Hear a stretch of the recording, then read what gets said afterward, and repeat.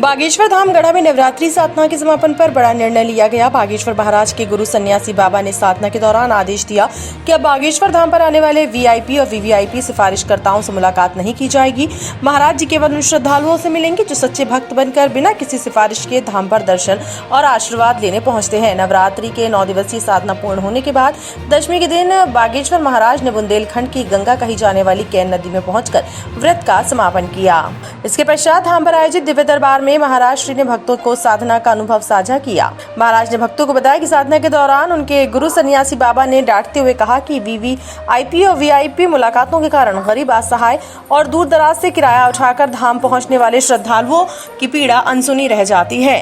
बागेश्वर महाराज ने कहा कि अब पहले की भांति दिव्य दरबार में बागेश्वर बालाजी की आज्ञा से भक्तों की अर्जियां सुनी जाएंगी और पर्चे बनाए जाएंगे। महाराज ने कहा कि ये क्रम आगे भी जारी रहेगा और प्रत्येक गुरुवार को नई नियमावली के तहत भक्तों से मुलाकात कर मंदिर प्रांगण से ही सिद्ध भभूति का वितरण किया जाएगा। गुरुजी ने इस नवरात्रि में एक सबके लिए बड़ी अच्छी आज्ञा दी, खासकर हमारे लिए। सन्यासी बाबा ने डांट डपट कर कहा बागेश्वर धाम के वीआईपी वीवीआईपी सिफारिश वाले भक्तों के मिलने की क्रिया को बंद करना चाहिए, जो हमें खासकर पर्सनली बहुत अच्छी लगी। बीच में हम थोड़ा बिगड़ गए थे, जी हजूरी के चक्कर में हमारी मति विचलित हो रही थी, परंतु गुरु तो ऐसा ही होना चाहिए। उन्होंने कहा, सुनो चेला जी, हमने तुमको सिद्धि या शक्ति इसलिए नहीं दी है कि तुम जी हजूरी करो, दूसरों का भला करो, दीनों की मदद करो और भजन करो, इसलिए तुमको चुना है।